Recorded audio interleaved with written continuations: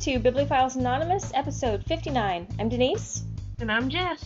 And we finally came up with a topic for this week. Yeah, sort of on the fly. Well, it was your brilliant idea, so. Well, I thought we've done several topics from the Broken the Bookish Top 10 Tuesday. I was like, I think I'll take a glance over there and see if anything jumps out at me. They always have such good ones anyway. And I was looking, and I hit one, and I was like, that would be awesome. Mm-hmm. So I suggested it, and you loved it, so... I did love it. Well, and it seemed to fit in with some of the things that we're doing here. I mean, we have talked about our favorite crush from a book and our favorite kick-ass heroines. So we might as well talk about our favorite secondary characters. Why not? And so these are your sidekicks, your best friends, or sometimes your henchmen, your evil minions. Not the main guy or girl, but the ones that are off to the side, kind of helping to fill in some of the extra subplots and all of those. Because they always have other adventures, and they don't always get the attention that they deserve. So we're going to give them a little bit of love today. Yeah. But first up, it's a little bit of business. There is a possibility. Now, it's just a possibility, not a firm announcement right now, but there is a possibility that next week we will not have a show. Since it is Thanksgiving week, basically, my Thanksgiving is going to be pretty much stretched over most of next week. So because of the holiday, we're having a little bit of trouble trying to figure out when to record. We think we have a time, but that's only because I can't remember what the heck's going on. So there is a possibility that we won't have an episode next week because of the holiday. If we go that route, we will let you know on Facebook and Twitter. So just keep an eye on those. And we are hoping to have an episode. That does not mean we know what we will talk about. There's always that. Because we never know. I'm pretty sure that the episode after Thanksgiving, though, will be about Catching Fire. Assuming I can get mine and Jeannie's schedules together, we're going to try to go see it. I told her that I would take her for her birthday present. Because for some reason, that's kind of our thing for her birthday for the past several years. Mm-hmm. At least when I had money and could, is we would take her to the movies. So... Well, it's a good plan. It's a good present. Well, it keeps her out of the house, away from all of her kids, and... As someone who has kids, I approve of this plan. So... We always need to get away from the little buggers every once in a while. Not that we don't love the little buggers, but still. Yeah, you need a break. Yep. So, yeah, I've already seen it. I saw it last night, and I'm probably going to see it again this afternoon. And all I'm going to say about it right now is go see it. Just go see it. Go see it now, because, whew. That is my review in a nutshell. Is whew. Yeah. They just really pay good attention to these stories. Obviously, whenever you make a movie thing, they're gonna have to cut stuff and they're gonna have to change things, but they just do a really good job doing it. And I'm just kind of in awe of the whole thing. But anyway, so that will be coming up hopefully in 2 weeks. If not in 2 weeks, then definitely in 3. Yeah. Because we can't miss this one talking about it. We can't. Just as soon as I get a chance. There's a couple other people that I can go see it with. I mean, I'm still going to take Jeannie regardless, but it just depends on who I can get to go the soonest. Right. So, look forward to that. That'll be coming up as soon as we can pull it together. And so, before we get started talking about our main topic, let's talk about what we are reading.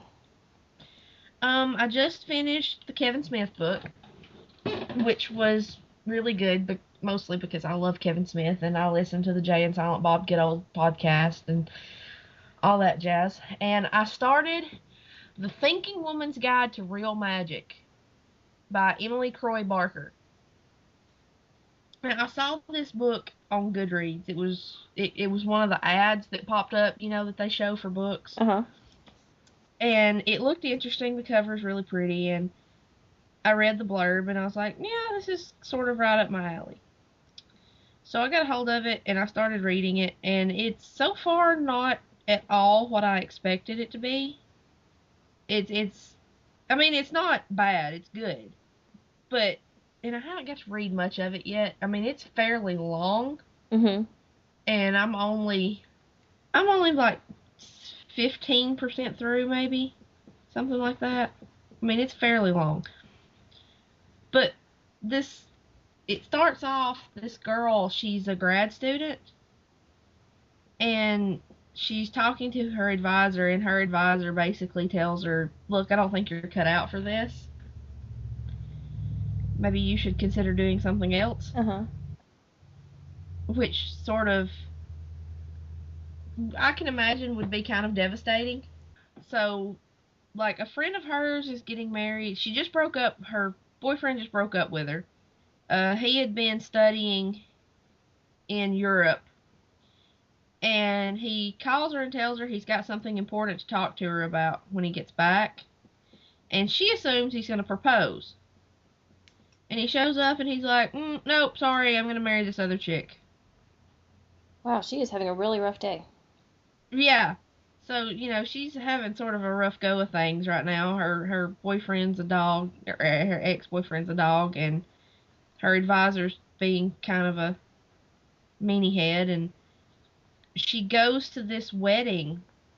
One of her friends is getting married, and she wanders off into the woods. She gets up that morning and goes for a walk, and she wanders off into the woods, and she finds this weird little graveyard, and then she stumbles across this house, and this woman's there.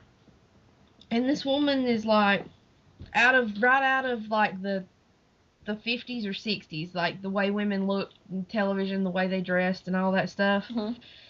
And her house kind of looks like that, and Nora thinks it's kind of weird at first, but then she sort of stops thinking it's weird, and she ends up staying there, and this woman gives her a makeover, and she goes to this party, and she meets the woman's son, and they end up getting married, and all this is going on, and you know the whole time that something is not quite right. Everything's just a little too surreal. Uh-huh. And I think, from what I can gather, is that this woman she met and all these people are kind of like the fairies, but not exactly. I'm not really sure what they are yet. It's the way And that they're operating sounds very Fae-like. yeah, well, at the beginning she talked about her cat getting run over because her boyfriend let him out of the house, and she said she wasn't sure it was an accident. Well, then she crosses this river. She's looking to pick flowers. She's out with all these people, and she gets picked up by these soldiers, and they take her back to their leader, and there's a wizard there, and the wizard has the same name as the cat that got run over. So that's kind of weird. Yeah, And I'm pretty sure that's going to be important. I would guess. So it's so far it's really weird, and I'm not entirely sure what's going on. Sometimes those are the best books, though. Yeah, I'm hoping. I have high hopes it'll turn out to be pretty good. Mm-hmm. So that's what I'm reading now. Alrighty, well, I finished The Scorched Trials by James Dashner, which is the second book in the Maze Runner trilogy. And so now I've moved on to the third book, which is The Death Cure. And it's such a weird series. I mean, because I told you, I think my main complaint with it last week, and the whole that he's doing less showing and more telling, that whole thing. Yeah. Um, the second book was better with that, and the third one I've only just started, so I don't know. But it's just it's an interesting idea, and kind of the way, basically it's this whole bunch of children, teenagers, who are in this big experiment, basically have been like lab rats this whole time, and have had to do all of these tests because there's this disease that has kind of taken over the earth, and it's kind of a zombie apocalypse sort of deal, but they're not quite like zombies because they're not undead. They're just messed up. Yeah. Like really messed up. Um, and you finally found out sort of what happened to the world to make it become like this. There were sun flares uh, that scorched the earth and had a whole bunch of other things happen to it, uh, which is where the scorched trials came from. Mm. And so yeah, at this point, I mean, this whole group of kids and the main character too, they've had their memories altered, and they're getting ready to get those back, or some of the kids are getting ready to get those back so that they know more about exactly what's going on and how they ended up in this situation in the first place. And so I was really looking forward to finding this out because the main character, Thomas, has been getting little snatches of memory here and there, mostly in dreams. He'll get like a little piece of something that happened in his past, and he um, sort of kind of remembers his mother now, which is kind of a big deal because he didn't know what anything about his parents or anything. And so I was looking forward to finding out what he remembers, and then he decided that he didn't want his memories back. I'm like, come on! Yeah. Was waiting to find that out. But he's trying to be all defiant and stuff, and that plan is not going well. So, yeah, I'm gonna try and figure out what's going on with this because that's the main thing is that the books they're not the best written, but the whole plot is really interesting. So Right. I'm overlooking a lot of things that normally would kind of drive me nuts because I want to know what the heck's going on. Yeah, that actually, a good plot can, Make up start for a lot say of things. it can hide many sins Yeah. So, or make them 'cause easier to overlook. I mean, if it's got a very, very interesting plot, then okay, so the writing's not as good as it could be, but I still want to know what happens. It still got me sucked in. yeah, So, exactly. And there's still so many questions. This is book 3 and it is the final book. This isn't going to go any further than this. And there's still so many questions about what the heck this organization is doing and really what the rest of the world is like because we've only really seen the outside world, this very small part of it. And so I need more answers. And the only thing that concerns me right now is because this is the last book and they keep posing more questions than they answer, is I'm afraid that this is going to end up being a little bit rushed towards the end to try and connect all of the dots. But yeah. we'll see. Like I said, I've only barely started it, and I've liked what I've read so far, except I do wish he had chosen to get his memories back because I want to know. But Yeah, that's one of those things where you are afraid that it's going to end up at the end and have this big, huge info dump exposition that sort of answers everything, and it's just like, well, that was no fun. yeah, but we'll see. Because, Once I finish it, I will let everybody know. And I'll definitely talk about it. If it disappoints that much, oh, you will hear me rant. Trust me. yeah, I know. I it. it, It's it, fun. it will happen. So, Oh, if this book I'm reading goes all weird and disappointing, we'll hear about it. oh yeah, we like venting our frustrations on this podcast. It's one of the reasons why we started it. Yes. I mean, why else have a place, an outlet for talking about the books you read, if not to have an outlet to vent about the ones that frustrate you? Yep, exactly. So, let's go ahead and move on to our main topic, which is our favorite secondary characters. I didn't realize I had that many till I started thinking about this. Yeah, see, I was afraid to start thinking too closely because I knew I would end up with like hundreds. Yeah. It's part of the problem when you read as much as we do. When I started thinking and trying to make a list, I was like, I'm just gonna stop now. Yeah, I didn't even try to make a list. I'm like, there are so many that I can fly by the seat of my pants with this one. Yeah, and we won't even scratch the surface. No. Um, but it will probably be easiest because I know a lot of yours come from a series that we both love, So Yeah. why don't we kind of go by series and then go from there? Probably be easiest. Yeah. And we should probably expect this to start with Harry Potter. Well, don't all good things start with Harry Potter? Well, it certainly doesn't hurt. Yeah, okay. Well, I mean, and there are so many amazing, memorable characters in that series. I mean, when Yeah. you get right down to it, and I think I mentioned this. We were talking about the Belgariad too, and oh, we'll get there. Um, but in some cases, the main character of the series is not the most interesting half the time. Yeah. You know, when you get right down to it, I mean, Harry Potter is awesome, but he's also, sometimes he's kind of boring, especially given the fact that nobody ever tells him anything and he asks no questions at all. Until that one book where he does ask a bunch of questions and nobody listens to him. Yeah, you know. Everybody's just like, no, you're crazy. You know, you're But just a silly the whole boy. time, Oh. you give him a big I told you so at the end. Well, that was enjoyable, gotta admit. Yeah. But But anyway, so yeah. The Harry Potter series. Favorite sidekicks and best friends and other such naturally, things. Ron and Hermione. Oh, of course. Because who doesn't love Ron and Hermione? I don't think anybody doesn't love Ron and Hermione.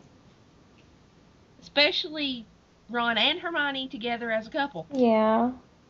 Although there were a lot of people who wanted Hermione to end up with Harry. No. Even though it was obvious that it was not going to go that way. No. Harry and Ginny were made for each other. Yeah. No, that was a big deal. It was like the shipping wars. Yeah. I would just like to take this opportunity to say, you shippers, you're a kooky bunch. I mean, nothing offensive here. You're entitled to do whatever you want, but you're a strange lot. I mean, you like what you like and do what you want and all that jazz. I'm all for it, but you get kind of worked up about this shipping thing. Often they do, yes. And these are, fictional characters. Very true. I mean, that doesn't stop us from obsessing over them too, but I don't know. I guess I can't really say too much. Yeah. But yeah, there's so many good characters in these books. I mean, Yeah, well, that's a credit to J.K. Rowling that she took the time to make her secondary characters as memorable as she did. well, yeah, like I said, they're even more memorable than the main character in many ways. I mean, I think if you asked most people who their favorite character is in the Harry Potter books or movies, I mean, we can extend it to that for the rare few who don't read the books when they're seeing the movie. But I think a lot of people, if you ask their favorite character, most people are not going to pick Harry. No, it's gonna be I mean, Ron. he's not my Hermione. favorite character. No, Ron or Hermione or Hagrid Oh, Hagrid's a good one too. or Snape. Yeah, I would say Snape is definitely one of mine. I've always been fascinated by that character, and the fact that in the movies he was played by one of my favorite actors of all time, hey. Look, Alan Rickman was born to play Snape. That's just Oh, all there is to it. he's so awesome. But Snape was never one of my favorite characters. Now, he was a fantastic character. He was very well written. I think I was just fascinated by his whole journey. I mean, the whole thing where you don't know for sure what he's up to.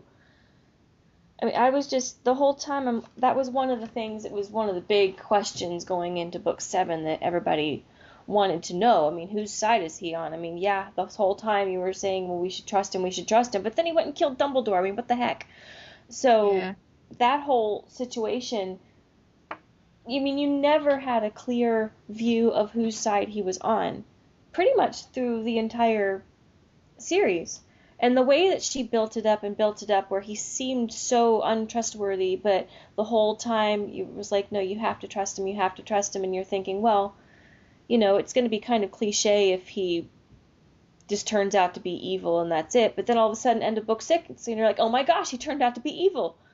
And actually, it didn't seem cliched at all. What the heck just happened here? Yeah. And then, the whole prince's tale at the end of book 7 just ripped it all wide open. You're like, oh my gosh. Just the depth of, like I said, the secondary characters and the amount of backstory and depth and detail that she put into them is part of what makes this series so phenomenal. And you put together that with the great plot and the really good main character. I mean, there's nothing wrong with Harry, sure. And it's just that's what makes these books so good and so memorable, and why we're going to be talking about them for, Ever. Yeah, basically. I mean, and I'm sure there are going to be a lot of people that are going to argue that Ron and Hermione weren't really secondary characters because they were so present all the time. Well, yeah, but when we talk about secondary characters, we're basically referring to anybody who is not the main protagonist. Right. And, that was going to be an argument. Yeah, this book is told from Harry's perspective. Yeah, that makes him the main protagonist. This is his story, his journey. And the title of the book is, Harry Potter and the... something or other. Yeah. So, yeah, anybody who is not Harry Potter is fair game for our topic. So, granted, it could have been Harry, Ron, and Hermione for most of it, because they were there for pretty much everything. Yeah. But, a lot of it couldn't have been done without them, and the whole point of the story, one of the big morals of the story was, love and friendship and all that jazz. Yeah. So. But they were still technically secondary characters. Well, more than technically. I mean, I think they definitely are, and they definitely count, so.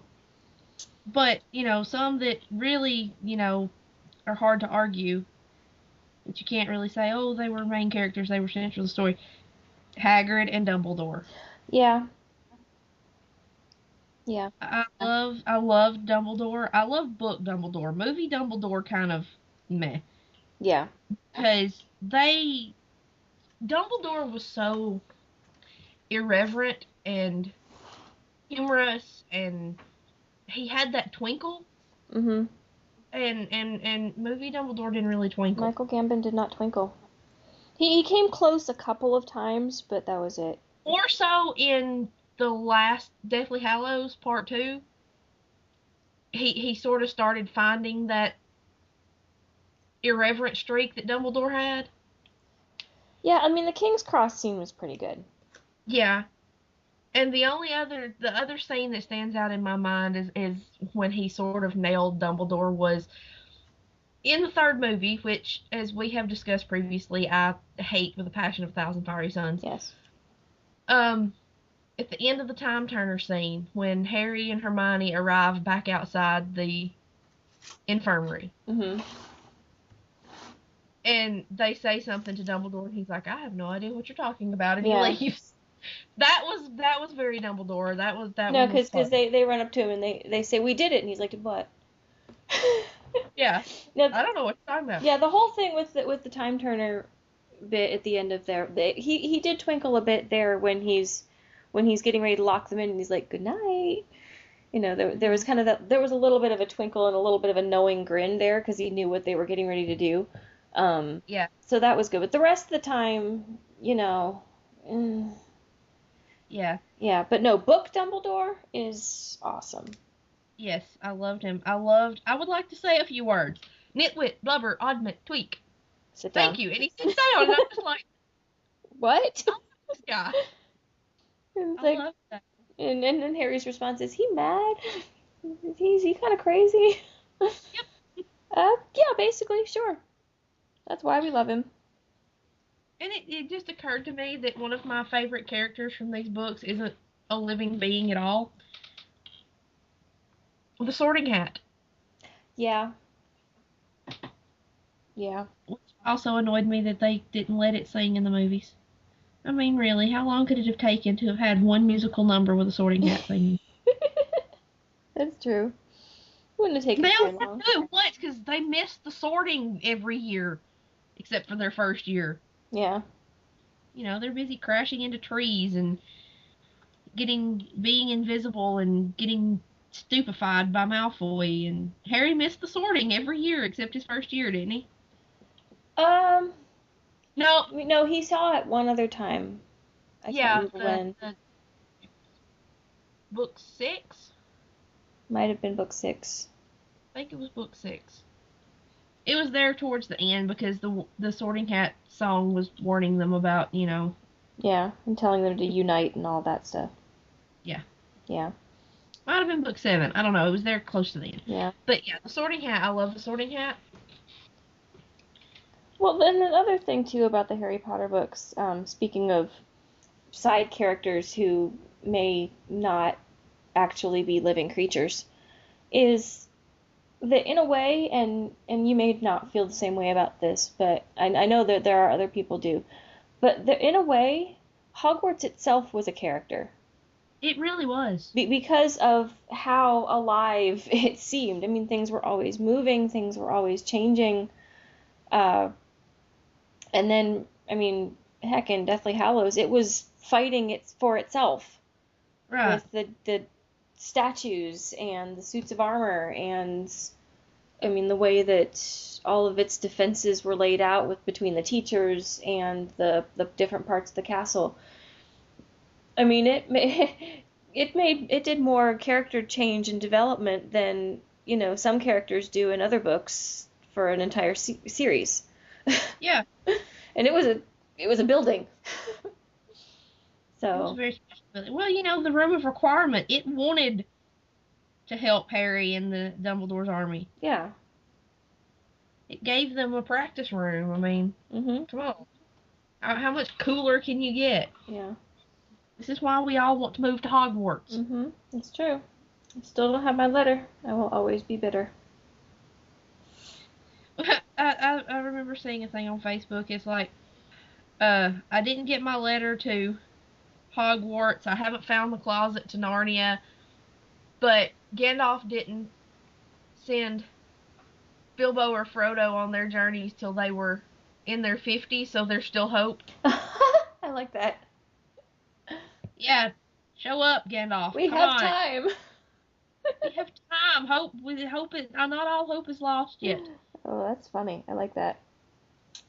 Well, before this becomes like, I got 20 years. Gandalf can show up on my door and send me on my way. yeah, So, well, before this turns into a Harry Potter episode, which we could very easily do, Oh, yes. let's move on to another book series. I mean, heck, for that matter, we could move on to Lord of the Rings. This is true. I mean, there's a ton of them there too. I mean, basically, okay, if you're taking Lord of the Rings, your main character would be Frodo, Right. but not all the time No, this because is he's true. not there all the time. So your Right. other, I guess, main character would be Aragorn. Right. But everybody else is fair game. Yes. You And know? again, we have one of those situations where one of the best secondary characters is not even alive, and that's the ring. Yeah. I mean, Because the ring is a character.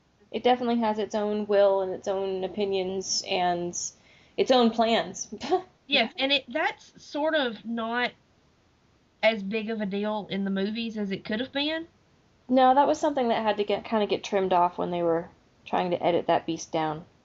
I mean, they definitely made it so that the ring had a wheel, but it was more of a character in the books and a very insidious character. Oh yeah.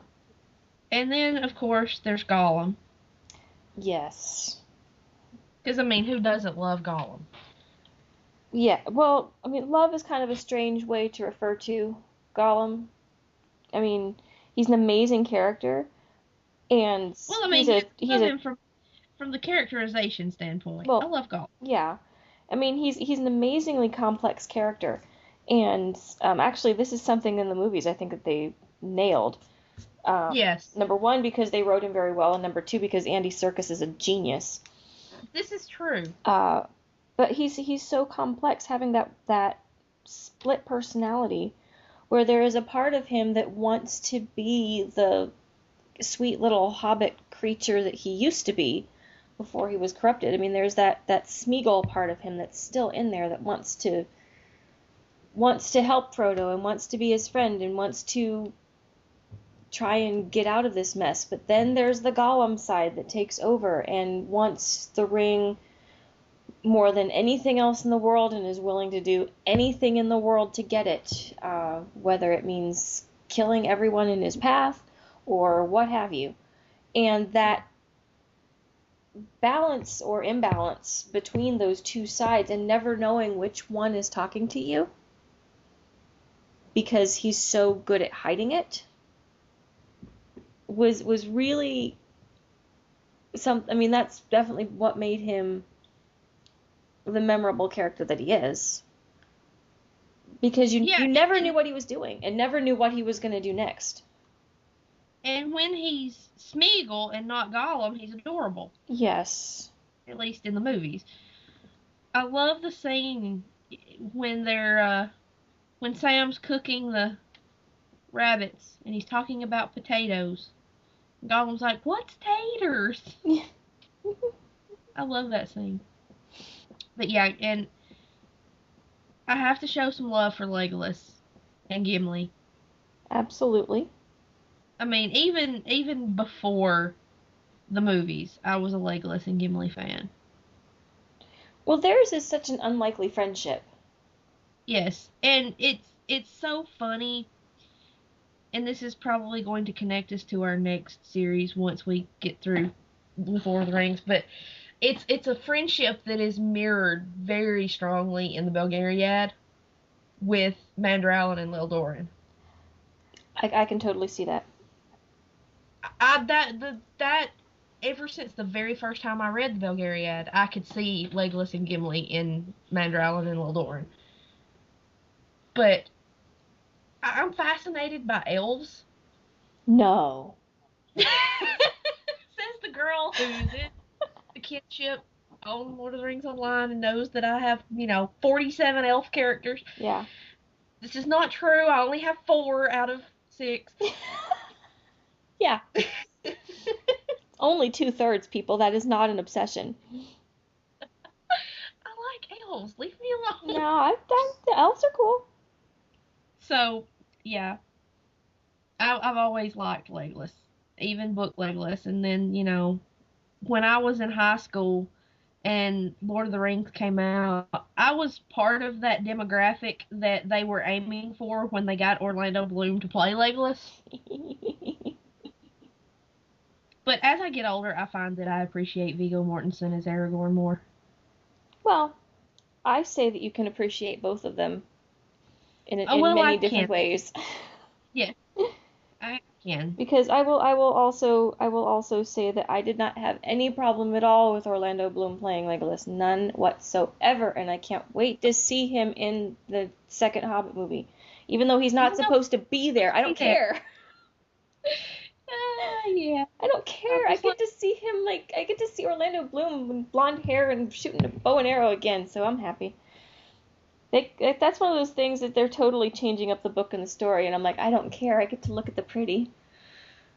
Well, see, here's the thing about that, is they're making some changes, yes, but a lot of what they're changing is coming from the information they got from the appendices at the end of Return of the King. Yeah, I mean, they're not... I don't really know where they got this Legolas business, because at the time of The Hobbit, the character of Legolas didn't exist at the time Tolkien wrote The Hobbit. Though he is Prince of Mirkwood, and they did pass through Mirkwood, and it is theoretically possible that he could have been there. Sure. He probably wasn't. I think I read somewhere that he actually wasn't. They figured out the timeline from all... Because, see, when Peter Jackson got the rights to make The Hobbit and Lord of the Rings, he can't use anything that's in the Histories of Middle-earth, Unfinished Tales, or the Silmarillion. Because all of that still belongs to the Tolkien estate. Okay. So he doesn't have the rights to use any of that. But apparently, amongst all of this, because anybody who doesn't know, who hasn't read the books, who's just seen the movies, there is Tolkien. You want to talk about creating a very in-depth world and creating backstory. Oh, he's a mad genius. There are 10 volumes in the Histories of Middle-earth, and this is basically just collections of Tolkien's notes and backstory and his creative process into creating this world. And then there's Unfinished Tales and the Silmarillion. So there's a lot of information. I mean, even as knowledgeable as I am about the world, there's so much that I don't know. Yeah. Oh, me too. Because Me too. I haven't read all of that. So, but apparently somebody figured out something about, I don't know how true this was, but they looked at the timelines and looked at all of the information available. And Legolas wasn't in Mirkwood at the time. He was off doing some other prancy elf thing. So, Prancy elf. but, you know, Peter Jackson doesn't have access to that, but he still has the rights for the Lord of the Rings trilogy, which means he still has access to the appendices, which is where a lot of this extra stuff that's cropping up in The Hobbit is coming from. Right. Because there's a story at the end in that appendix that's the quest for Erebor, which is more information about what happened in The Hobbit. It's told from the dwarf perspective, I believe. Okay. It's not Bilbo's heavily edited version of things. Right. So he's pulling a lot from that, which actually I because it's canon, because Tolkien wrote it, I'm okay with. Right. Well, sure. And like we said when the first movie came out, we get to go play in Peter Jackson's version of Middle-earth again, so we will forgive a great many sins just because we get to do that. Right. And now that we've sort of wandered off topic. That's okay. We're good at that. But before we left the Lord of the Rings stuff, though, there is one other character I need to mention. Because I absolutely love him. And he is the epitome of everything that you would want in a sidekick, best friend, and what have you. And that is Samwise Gamgee. Oh my gosh. Yeah. I love him. He's so sweet and innocent.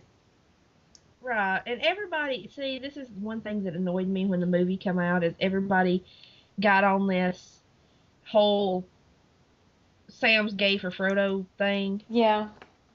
That just annoyed me, and I'm like, no, you totally don't understand this relationship at all. Mm-mm. Go read the books. And it's very much a master-servant relationship, even though they were friends. Right. It was more a class difference. Yes. In a way. And I've read a fascinating discussion about the whole class distinction thing in Tolkien's world. It was very fascinating. Actually, that might have been a Tolkien Professor episode. I think it was. Anyway. Shout out to Tolkien Professor. We like you. It was a class. We love the Tolkien Professor. Tolkien Professor is awesome. It was very much a class distinction thing. Even though they were really good friends, it was still almost unheard of that they be friends the way they were, the way Tolkien wrote his class system. But anyway, a lot of people made a big deal about this, and they turned it into, I'm just like, really, you're ruining it. Just stop. But Sam was awesome. I loved Sam. Of course, I love Merry and Pippin, too. Yeah, well, yeah. And that was another thing that, showing that friendship and that devotion was something that they did really, really well in the movie. Yes. Because it's easy to take these, smaller, lovable, quirky characters and turn them into either something ridiculous or comic relief. And they did that a couple of times because you have to, because it's fun. Yeah, but they did sort of lay the comic relief on Merry and Pippin, and to an extent Gimli, which was unfortunate. because but they never sacrificed any of their dignity to do it, no, which is why I was actually okay with it for the most part, because it is such a heavy story. You have to have some of that comic relief, or you're never gonna make it. Um, right, but even though they did have several jokes at various characters' expense, um, it never stripped them of their dignity. They were still important characters who had very important things to do. besides real life, I mean, Hmm. have those moments. Yeah, but Even important people have a sense of humor. yeah, and just this was one of the rare movie adaptations where the casting was completely perfect beginning to end, and there were no complaints to be had, at least from me, as far as I'm Yeah, concerned. I didn't really have any complaints with casting either, though I must say, poor Christopher Lee gets typecast. But he's so good at it. He really is. I mean, I come mean, on. You need an old, evil, sinister dude. You'd pick Christopher Lee. That's what he does. and mad props to the guy for being like 90 years old And and still kicking it. yeah, still being awesome. Still playing Saruman. Yeah, like a boss. And Ian McKellen's in his 80s and he's still, kicking butt as Gandalf. So I'm like, you go, people. I hope that I'm still that active when I'm, 90. Yeah. I hope I make it to 90. Seriously. So, moving off of Lord of the Rings, where are we going next? Well, since we mentioned it with the whole Legolas, Gimli, Mandriel, and Lildoran thing, we can do the Belgariad. Oh, because I think people know that we're a fan of the Belgariad. Well, we did an entire month of episodes. That might have been a clue. Well, So, yeah. and like I said before about Harry Potter, this is a book series that relies heavily on its secondary characters because for the most part, and this is even more so I think than in Harry Potter, for the most part, Garion doesn't do a whole lot. Well, he's a illiterate farm boy for a Yeah, so, he's pretty much for probably the first three books of the five-book series. Just sort of following along, going, oh, what am I doing? What's going on? I don't know what anybody's doing anymore. My Yeah, my whole life is completely upside down. So while he is the main character, I would say he's the main protagonist. yeah. It's told from his point of view. Um, Although you could make a case for Belgarath being up there too, but he's more the Gandalf analog though, and Gandalf is not the main character of Lord of the Rings, so Uh, you know, and plus, Belgarath ends up getting his own book, so yeah, he can be the protagonist in his own book anyway. Um, but you have the whole set of companions again, like you were saying, so many parallels to Lord of the Rings. You have the quest to go and do whatever it is they're doing. Most of the book you don't know what they're doing because Garion doesn't know what they're doing. And you have the companions that are going along on this quest. And they're the ones that make the book, that make the story. You can't have this story and have it be as successful as it was and have it be as beloved as it is without characters like Silk and Barrack. yes, I And love yeah, it. Silk is probably my favorite character in the books Yeah. because he's Uh, just so funny. I don't know. Belgarath is probably my favorite, but Silk's a very close second. Yeah. Um, Love him. and like you said, Lildoran and Manderallen. I love Lildoran too. He's so, you know, Exuberant. bless his heart. He's he In the South, tries say so. bless your heart. It's not always a good thing.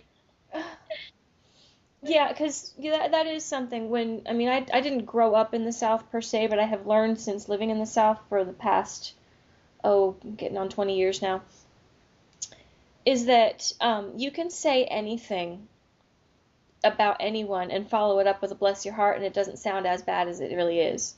Exactly. Because poor Little Doran, I mean, he's dumber than a box of rocks, bless his heart. He really I is. mean, he tries so hard, and he means so well.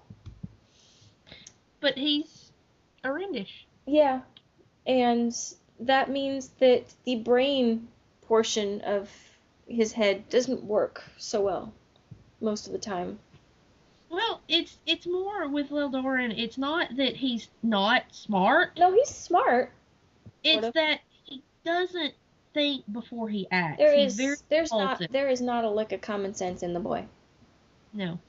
I mean, he comes up with all of these like crazy outlandish plans and plots, and all Garion has to do is say, "But what about this?" And Lildoran will go, "Oh." Yeah.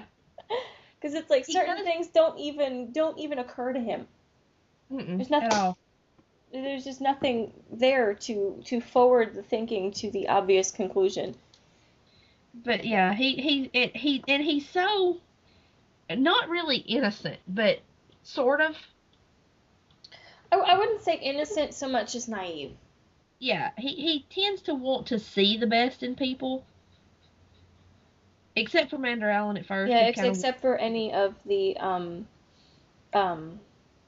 membrates. That's what I couldn't remember the word. I was coming up with the other ones. Yeah, and I'm like, no, they don't exist anymore. He doesn't know any of those.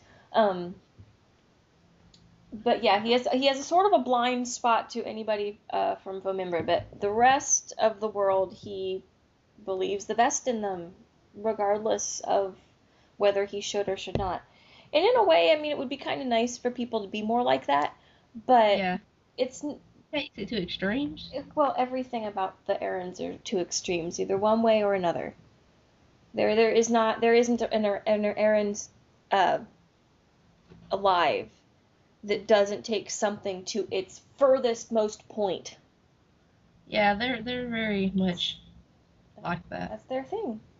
But I love Lildoran, and of all of the women in these books, and there's a few, I mean, you got to give Eddings credit. He did put women in his books. Yeah. Most of them make my teeth itch. But I love Velvet. Yeah. She doesn't make my teeth itch like Polgara has a tendency to do. And she doesn't really come into play that much until the second. Yeah, the Mallorean. Yeah, the Mallorean, the second group of 5. But for all intents and purposes, we're going to count them as one series. Well, they are, basically. They all continue, but, yeah, 10 whole books, pretty much. But no, she is awesome, and the best thing about her is that she can put Silk right in his place. Oh, yes, she keeps him off balance, and it's awesome. Well, and she's pretty much the only one who can, which is good because Silk is usually the one who's keeping everybody else off balance. And, like I said, he needs to be jerked up short every once in a while. Just, it's healthy. Yeah, he's usually the one who's doing it too, especially Belgariad. Yeah. It drives Belgariad crazy when Silk says, "Trust me." Trust me. No. Yeah, there's very much a not any farther than I could throw you. Yeah. Thing there. But Velvet kind of does the same thing to Silk that Silk does to Belgariad. And it's so amusing. And it's so funny because Silk doesn't even realize what she's actually doing. Mm-hmm. Which is, catching herself a man. I'm just like, you go, girl. Yeah. And I have to give a shout out here to Xandramus because she was a good villain. Yes. Very much. And my dream cast for the Belgariad is still going to be Angelina Jolie playing Xandramus. And I have a feeling once I see Maleficent that I'm going to think that even more. I saw the trailer for that the other day online somewhere, and that actually looks interesting. Yeah, and for those who don't know, Disney has made a movie, Maleficent, which is that Sleeping Beauty? Yeah, that's the villainous. She's not a queen. She's a. No, she's not. There's the evil queen from Snow White, and then there's Maleficent from Sleeping Beauty. They look very similar, but they're completely different people. Yeah, because she was one of the Fae, actually. I thought she was a djinn. Well, she might have been. But she was one of those, like, magical creatures who was slighted by the king and queen, and then that's why they put Sleeping Beauty she cursed her. Yeah. But yeah, they're making another movie telling her story. Yeah, this is from her, and Angelina Jolie is playing Maleficent, which should be pretty awesome. I know a lot of people don't like her, but I'm not a big fan, to be honest. I mean, she's a good actress. I don't see, everybody thinks that she's like so gorgeous, and I think she's kind of funny looking. well, see, that's one of the reasons I like her, because she's not this traditional beauty, but I don't really keep up with the gossip rags and what she's doing in her life and all of this stuff. I'm just not into that whole celebrity gossip thing, but I've seen a lot of movies that she's in, and she's a really good actress. So, I mean, I like a lot of her work. That's why I like her. Yeah. So I think I'm hopeful about her as Maleficent, and I think that will reinforce my desire for her to be Sandremus. Okay, so that's the Belgariad. Should we do another series, or should we do just a couple of standalone stuff? Because we're getting to the point where we probably need to start thinking about wrapping it up eventually. Well, we can just throw some out there and maybe not go into so much detailed discussion, because I have another series that has several characters that I love, and that's the Chicago Land Vampires. Yeah. I mean, we have discussed how much we love Merritt. Yeah. But there's a lot of really good secondary characters in this story, too. Mallory. Yes. Mallory is one of them on my list. I love Mallory. Jeff. Yes. Definitely Jeff. Ethan. Especially in the later books, I love Ethan. I love that Ethan is growing a sense of humor. Lindsay and Luke. Yeah, Lindsay and Luke. Gabriel. Yeah, that was, I couldn't remember, I was like the leader of the shifter people. Gabriel, that's him. And what, Bertha, is that the one that's, sort of keeping an eye on Mallory? Yeah. Whatever her name is, she's pretty awesome, too. The one that keeps trying to feed Merritt is kind of funny. But yeah, there's a lot in there, and Merritt's grandfather, Chuck, and Catcher, and there's so many good secondary characters in those books, too. Well, that's another series where they really put some effort and detail into the secondary characters so that you're just as invested in their story and what happens to them as you are what happens to Merritt. Yes. Well, Ethan's is so tied up with Merritt's anyway. Right. And then there's this, my brain's gonna explode, because I want to know what's gonna come of this whole prophecy that Gabriel made with the green eyes that are Ethan's but not Ethan's. Right. Yeah, that one's driving me crazy. But anyway, there's a lot of really good secondary characters, and one I have to mention that yet again is not a living being. I have a lot of favorite secondary characters who aren't even, alive. That's okay. And that is Need from Mercedes Lackey's books, and she appears in quite a few of them. That's the sword, right? That's the sword. That at first they think she's a geese blade, that she has a spell upon her that forces her bearer to act a certain way, and she chooses her bearer. But you find out later, and I'm not going to explain this to you because I don't want to ruin it for you, because it's kind of a wow moment when you find out what she really is. Okay. At first she's kind of sleepy. She's not really sentient at first. I mean, she has a wheel and she, directs her bearer and everything, but later on she basically wakes up and she actually starts having conversations with people. Yeah, she can talk. And I love her. I love Need. She is absolutely one of my favorite Mercedes Lackey characters. And one day when you get around to finishing those books, you'll understand. I'm probably going to focus on those next year. Yay! That's my plan, because I've still got a lot of stuff sitting on my to-be-read stack right now, and I want to finish a bunch of other things, so I'm hoping to do that, next month, and then maybe start off next year, maybe not right at the beginning of the year, but start off next year trying to tackle Valdemar. Yay! But yeah, Need is awesome. So I had to mention her because, and she's very much a secondary character, because she appears in so many different books with several different bearers and different series that are, I mean, they're connected, but just sort of loosely connected. And it's kind of awesome to see how she sort of ties a lot of things together.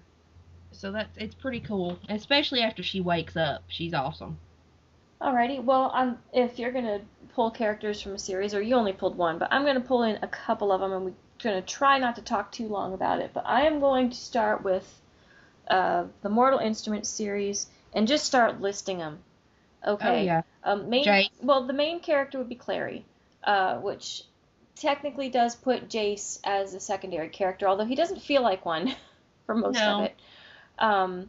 But then you have the characters that are firmly in the secondary character slot. And again, these are characters that are so well developed, you are just as invested in their future as you are in Clary's or Jace's or any of them. Simon Yeah. and Alec and Isabel. Magnus, oh my gosh. Magnus Bane! I still have not found and read the Magnus Bane Chronicles No, yet. I need to get on those. That is something else that I really need to do. Luke, oh my gosh, Luke. Yes. How can you not love Luke? Luke is amazing. But like I said, there's so many of them. There's really not a bad one in the bunch, except the ones that are supposed to be bad, and they're also really cool. Hodge. Oh Hodge. Church. I mean, oh my gosh, the cat. The cat is like the best secondary character ever. I mean, and we could talk for the whole episode just about the secondary characters in this one too, because they're so detailed and all of the different things that happen to them, and you never know for sure what's going on. And oh my gosh, the whole story with Hodge and what happened and why he did the things that he did, I'm not going to say because we haven't talked about it on the podcast, so no spoilers, but oh my gosh, the poor guy. You have to feel sorry for him, even though he ends up doing some pretty terrible things. And Valentine was actually a really good villain. Yeah. At least in the book. They totally destroy his character in the movie, but we're just not going to go there right now because I don't want to get angry. Yeah. But yeah. In those, and the same goes for the Infernal Devices. I mean, your main character in those is Tessa, but then you have Will and Jim and Jessamine and Charlotte and her husband, and I mean, there's a lot of really good secondary characters in those too. It's just like the Mortal Instruments. Yeah. Well, Magnus shows up in those too, doesn't he? Yes. Yeah, so he counts for both. I've only read the first one. That's another thing I need to do. Yeah, I haven't read the third Infernal Devices. I need to do that. But another one that I want to mention is from the Shadow World books, David Solomon. Yeah. See, those books they almost have two protagonists with Miranda and David. But that series is another one. You have a ton of them. Oh my gosh, Devon. Yes. Oh God, I love Devon. And I just want to take them a second to say, oh my God, Devon. Yes. But yes, I love Devon, and I loved Faith. And Jonathan. And I mean, that's another one. There are so many amazing characters, and we did find out. Diane Sylvan did post that her contract was dropped with her publisher. So Shadowbound will be the last book in the series that they publish, but she is planning on publishing the rest of the books. She thinks there's going to be 8 of them total. She's going to self-publish the rest, so we will still get them. Thank goodness, because I mean, I'm just glad that there's avenues like that out there for authors that this happens to, because I'm guessing it's not uncommon anymore. And I kind of wonder if maybe that might have been some of what happened with Elizabeth Hayden. Maybe. Still haven't really gotten any details as to what why it took 6 years to write this book, but I'm hoping there will be more details once it gets closer to the book being released. Yeah. Okay, so just to wrap it up, let's just do a couple, I guess, kind of rapid fire, because there's still a lot of them I want to mention, but I'm not going to go into detail. So, for me, I'm going to say Artemis from Ready Player One and H from Ready Player One. Yes, those were good because too. they are amazing. I'm going to say Grimalkin from the Iron Face series because, Grimalkin's awesome. again, the talking cats are cool always.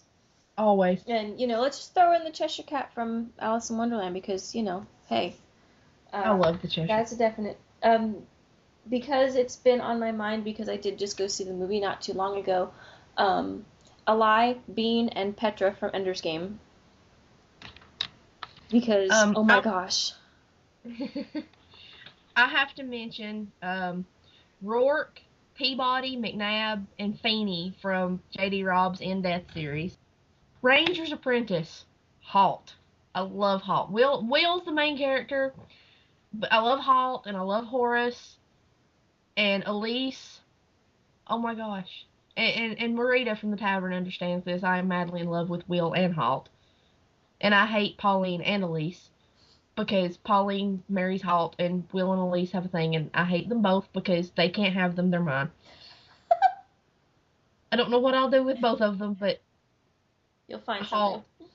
Yes, Halt is amazing. Halt is just awesome. Ooh, Griffin and Sam and Emily from The Girl in the Steel Corset. And Jasper. And Jasper. And Jack Dandy. Yes. Those were really awesome, too. I loved all of those. They were really good. Oh, I know who I was going to mention. Molly, the lesbian Episcopal priest from Charming by Elliot James. I loved her. And there's a lot of people who are going to be cocking their head sideways when they hear, the phrase lesbian Episcopal priest. Not necessarily. More David Eddings in the Elenium and the Tamuli. Vanyan. Loved Vanyan. Yeah. And, Flute. And Carlton. I can't believe you didn't mention Afriel. You're right. I should have. Considering that's been my username for ever. Really? Sorry. A Discovery of Witches. Deborah Harkness, her All Souls trilogy. Matthew and Isabeau, his mother. I love her. Yeah. She was awesome. And if Deborah Harkness doesn't give me book 3 soon, I'm going to, die. And, Marsh from Liesl Schwartz's Conspiracy of Alchemists and Clockwork Heart. He was really good. Yeah, I liked him. I liked Louisa better. Yeah. She was really awesome. I liked her too. Oh, Lula. I think that's her name, from Janet Ivanovich's Stephanie Plum series, the big black hooker that ends up helping Stephanie chase down bad guys. She's awesome. I love her. She's one of the best parts of the book. She's definitely comic relief, but she's awesome. And that's just looking at stuff that I've read this year. So if we could talk about this for, days. Pretty much. Oh, why was that not on my list? Danny O'Malley from Karen Marie Moning's Fever series. She was a secondary character in those. She's the main character in the new series, but she was definitely second. And Jericho Barons, I loved him. Rydan's awesome. There's a lot of good ones in those books too. For a lot of the same reasons as I like all the others. And The Magicians by Lev Grossman. Everybody but the protagonist. Yeah, it was a series or a book that was made up completely of the secondary characters. Yeah, I'm sorry. I still maintain that the book would have been much better had we thrown Quentin off a cliff in chapter 2. Because wow. Oh, Hunger Games. Gale. Yeah. Because I hate Peeta with a passion of 1,000 fiery suns. I still don't understand your hatred for Peeta, but if I had to go Hunger Games, I would say Haymitch and Cinna. Yes. Haymitch and Cinna, definitely. I don't understand it either, but I'm not the only one. I posted something on Instagram, and a friend of mine that I used to work with at Foodland commented, and she's like, "Thank you. I knew there had to be somebody else out there who hated PETA." I was like, "Yes, I'm not alone." I don't know why. I've hated PETA since the get-go. I wanted to punch him. He made me angry. Very, very angry. Maria V. Snyder, her study series. I love Valak and Arian Janko. Yeah. They were awesome. I want one of each. Yeah. I don't know what I'm going to do with all these people, but I want them anyway. I'll find something. I'll find a use for them. But yeah, I could sit here all day and I could come up with lots and lots. Ooh, Hex Hall. I loved Archer. Archer Cross. Oh. See, I need to reread that and then read the series because I have only read the first one. You do. I know. It's on the list. I'm gonna. The fact that I love Archer Cross has nothing to do with the very close resemblance he bears to an actual acquaintance of mine. Okay. Nothing at all. We'll believe that. I'm sure you do. Uh-huh. Well, like you said, we could go on forever about this topic, but we're not going to. No, we should probably stop. Yeah, we'll stop now. You're going to have fun editing this beast anyway. Yeah, it won't be too bad. But anyway, so yeah, we always like just developing these strong bonds to characters. And, sometimes it's not the main character that we feel the closest to or that we are most invested in. It happens. So these are a couple of our most favorite secondary characters, and we would like to hear what some of yours are. Just in case you have any others to add, because there are a whole bunch to choose from. Yes. I mean, we could, like I said, we could still go on. There's a lot more out there. Literature to choose from. Yeah. So let us know what some of your favorite secondary characters are. You can find us, we're on Facebook, and we're also on Twitter. We're at Bibanon Podcast on Twitter, so follow us there. You can always send us email. Our email address is bibliophiles.podcast@gmail.com. So you can send in your favorite secondary characters. You can talk about anything, really. Anything that you like about the show, anything that you would like to hear on the show. Let us know, because we are always open to feedback and ideas and anything else you'd like to tell us. Topic book recommendations. Yeah, sure. Don't read anything. We'll just tell you that. Pretty much. We aren't book snobs to the point where we were like, oh, well, we will not read that. Now, we'll read anything. Any genre, any book. We are definitely open. So I'll read anything that will sit still long enough. Yeah. So let us know, and we will let you know whether we're going to be here next week. As of right now, we're going to try to be. But if we have to cancel because of the holiday, we will let you know. Again, check Facebook, check Twitter, and we will also try to update the website if we're not going to have a show, just so there will be something there saying, hi, we're still here, we're just, celebrating Thanksgiving this week.